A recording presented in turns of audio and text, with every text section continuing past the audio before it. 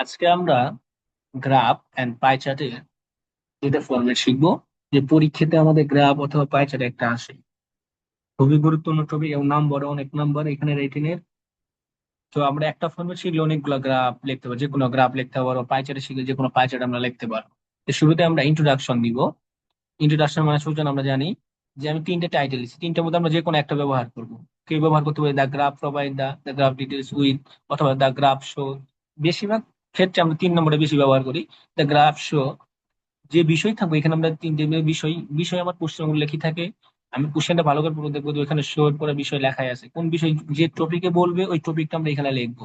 লেখার পরে from the year মানে যে ফ্রম দ্য ইয়ার লেখার পরে সর্বনিম্ন মানে সব থেকে কম যে সাল, ওই সালটা লিখবো আমরা, এবং সর্বোচ্চ সালটা আমরা লিখবো, মাঝখানে টু ব্যবহার করবো আমরা। যদি মাঝে মাঝে দেখি যে গ্রাফে আমাদের সাল থাকে না, কোনো একটা নাম দেওয়া থাকে নিচে, তখন আমরা কি করবো, ওই সাল না থাকলে আমরা নিচের এই লাইনটা লিখবো, একই বিষয়।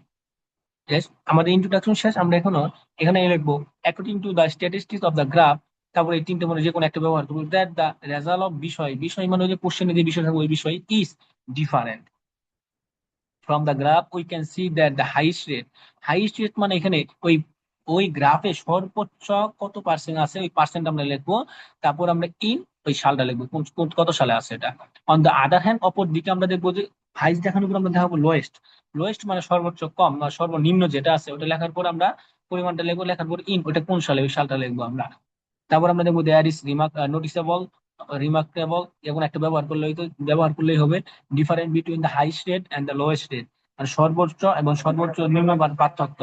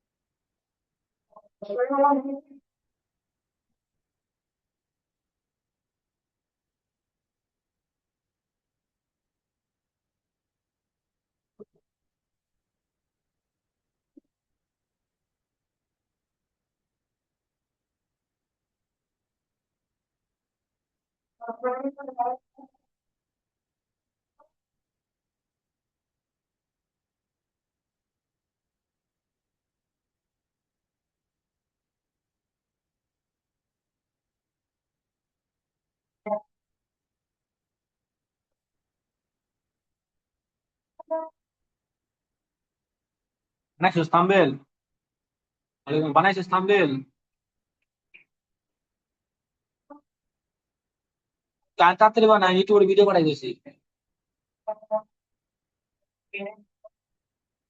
আচ্ছা, কাটার লাগবো না, আজকে আর কাটার লাগবো না। আচ্ছা আচ্ছা, ঠিক আছে, তুই এই থাম্বেলটা বানা। আচ্ছা আচ্ছা, ঠিক আছে।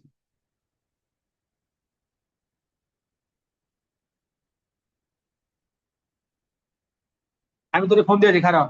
আমি তোরে ফোন দিয়ে আছি, ব্যাক করতেছি।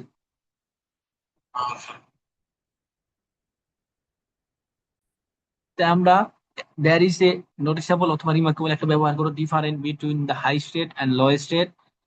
দা ডিফাইন ইট, এখানে আমরা সর্বোচ্চ থেকে সর্বনিম্ন আমরা পার্থক্য দেখাবো, মানে সর্বোচ্চ যে পার্সেন্ট আছে সেখান থেকে আমরা সর্বনিম্ন বাদ দিব, বাদ দেবো যেটুকু থাকবো ওইটা আমরা এই ডিফারেন্ট এখানে লিখবো। লেখার পরে between the highest and lowest rate, we have seen that, যে বিষয় আছে সেই বিষয়টা লেখার পর আমরা হ্যাভ ব্যবহার করতে পারি, হ্যাজও করতে পারি।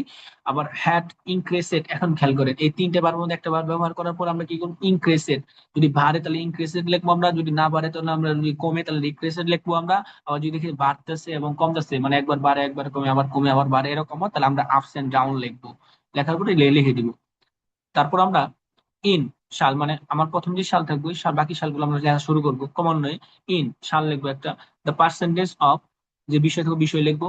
রাইস লিখতে পারি অথবা ইনক্রিজ ব্যবহার করতে পারি আমরা, বা বাড়ে, যদি বাড়ে তাহলে রাইসেস অথবা ইনক্রিজ আমরা ব্যবহার করতে পারি। আর যদি হ্রাস পায় অথবা কমে, ডিক্রিজ টু, সংখ্যা মানে কত পার্সেন্ট, ওই পার্সেন্টে লিখবো, ফ্রম সাল ওই সালটা লিখবো। বা দ্য নেক্সট ইয়ার, এরকম করে আমরা প্রত্যেকটা বছর আমরা লিখবো। নেক্সট ইয়ার লিখতে পারি এখানে। তারপর আমরা দেন ব্যবহার করব, আফটার ব্যবহার করবো, এগুলো ব্যবহার করে আমরা লিখবো। But the next year, the percentage of, যে বিষয় থাকবে বিষয় বিষয় রাইস বাড়লে অথবা ইনক্রিজ ব্যবহার করতে পারি, অথবা কমলে আমরা কি ব্যবহার করবো, ডিক্রিজ টু, সংখ্যা বা পরিমাণ, ফ্রম সাল লিখবো আমরা। তো এরকম করে আমরা প্রত্যেকটা লিখবো। লেখার পর ইন দ্য ইয়ার অফ, সর্বোচ্চ সাল, যে বিষয়টি লিখবো। ওয়াজ রেকর্ডেড, ওয়াজ পরিমাণটা লিখবো আমরা সর্বোচ্চ। That was the highest percentage of the graph লিখবো। লেখার পর আমরা ফাইনালি যে কনক্লুশন উপসংহার আছে এইটুকু লিখে দিব। এখন আমরা পাই চার্ট নিয়ে আলোচনা করি।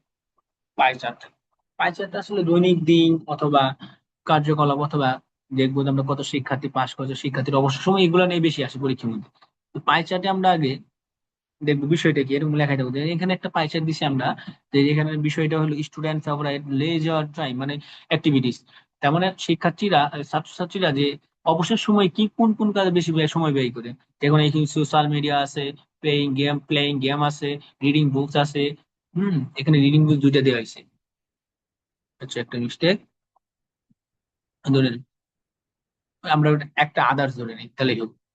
যেমন এটা আমরা আদার্স ধরে নিই, যদি একটা আদার্স ধরি, আমরা 9% যদি সেটা আদার্স ধরে করি। এখন দেখেন আমার নিয়মটা, বেসিক্যালি আমরা নিয়মটা করি দেন। The pie chart sample is, মানে এখন এই যে তিনটা জিনিস আছে, এটার মধ্যে একটা লিখলে হয়েছে, এই তিনটার মধ্যে একটা লিখবো আমরা। দ্য পাই চার্ট, তিনটা মধ্যে একটা ব্যবহার করবো, ব্যবহার করার পরে the title in the given in the question, মানে ওই যে বিষয়টা আমরা লিখবো। বিষয় লেখার পরে the pie chart show several type of percentage that, and it is a separate into, মানে কতগুলো পোর্শন, মানে কয়টা ধাপ আছে এখানে। এই যেমন এখানে, এখানে ধাপ আছে কয়টা, একটা, দুইটা, তিনটা, চারটা, চারটা পার্ট আছে। তাহলে আমরা এখানে লিখবো 4 ইন্টু 4, 4 পোর্শন আমরা লিখবো। লেখার পর পোর্শন গুলোর নাম লিখবো আমরা। নামগুলা কি কি আমরা যে এখানে লিখছি, যেমন using social media, playing game, reading books, এবং লাস্টের লেখার আগে অবশ্যই তার আগে আমরা একটা এন্ড ব্যবহার করবো। এন্ড ব্যবহার করে আমরা বাকিগুলা লিখবো। লেখার পর আর দ্য ইন্ট্রোডিউসেড দো show the pie chart it gives us the, আমরা এগুলো লিখবো। লেখার পর টাইটেল, যেখানে title given in the question, এখানে আমরা বিষয় লিখবো। বিষয় লেখার পর আমরা পরে যদি যাই, we can observe the maximum percentage is, percent লিখবো আমরা এখানে, যে সর্বোচ্চ পার্সেন্ট কোনটা ইন দ্য পোর্শন, ওই নেমটা লিখবো। সর্বোচ্চ লেখার পর আমরা এখানে আমরা কি লিখবো, ওই কোনটার মধ্যে কত পার্সেন্ট আছে। যেমন ধরেন এখানে সর্বোচ্চ আছে কত পার্সেন্ট, 58, কি আছে, সোশ্যাল মিডিয়া। তাহলে আমরা এখানে, এখানে আমরা যে ম্যাক্সিমাম এখানে পার্সেন্ট নাম্বার, পার্সেন্ট লিখবো আমরা কি, 58। পোর্শনের জায়গায় আমরা নামটা কি লিখবো, সোশ্যাল মিডিয়া।